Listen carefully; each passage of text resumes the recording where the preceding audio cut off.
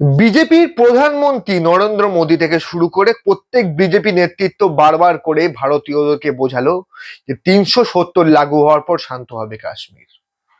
কিন্তু বাস্তব চিত্রটি পুরোপুরি আলাদা। কাশ্মীরে মারা গেল ২৯ জন ভারতীয়। কাশ্মীরে মারা গেল ২৯ জন ভারতীয়, আর তার কোনো উত্তর এখনো অবধি নেই কারোর কাছে যে কিভাবে এই জঙ্গিরা আসলো আর এই জঙ্গিদের কবে শাস্তি দেওয়া হবে। আর যখন ভারতীয়রা উত্তর চাইছে, যখন ভারতীয়রা আন্দোলন করছে, বিজেপির লোকেরাই তাদেরকে নানা রকম ভাবে গালিগালাজ করছে কারণ সরকারের বিরোধিতা করার জন্য।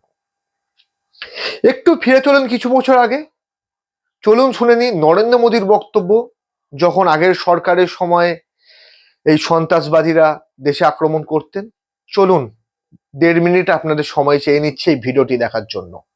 मुझे जवाब दीजिए, ये जो आतंकवादी हैं, ये नक्सलवादी हैं, उनके पास शस्त्र और बारूद कहां से आता है? वो तो विदेश की धरती से आता है और सीमाएं संपूर्ण रूप से आपके कब्जे में है। सीमा सुरक्षा बल आपके कब्जे में है। मैंने उनको दूसरा सवाल पूछा, हमने कहा आतंकवादियों के पास धन आता है, हवाले से आता है, पूरा मनी ट्रांजैक्शन का कारोबार भारत सरकार के कब्जे में है, आरबीआई के अंडर में है, बैंकों के माध्यम से होता है। क्या प्रधानमंत्री आप इतनी निगरानी नहीं रख सकते कि ये जो धन विदेश से आकर के आतंकवादियों के पास जाता है आपके हाथ में है, आप उसको क्यों नहीं रोकते हैं? मैंने तीसरा सवाल उनको पूछा कि विदेशों से घुसपैठ ही आते हैं, घुसपैठ ही आतंकवादियों के रूप में आते हैं, आतंकवादी घटनाएं करते हैं, भाग जाते हैं।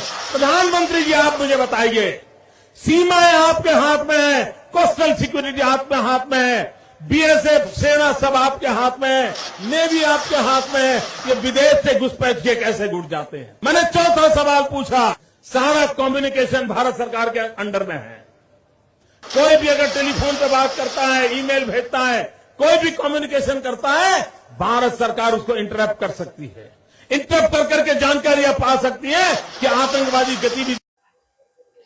তাহলে এই ৯০ সেকেন্ডের ভিডিওতে দেখলেন যে কিভাবে নরেন্দ্র মোদী তুলোধনা করছিলেন প্রাক্তন কেন্দ্রীয় সরকারকে।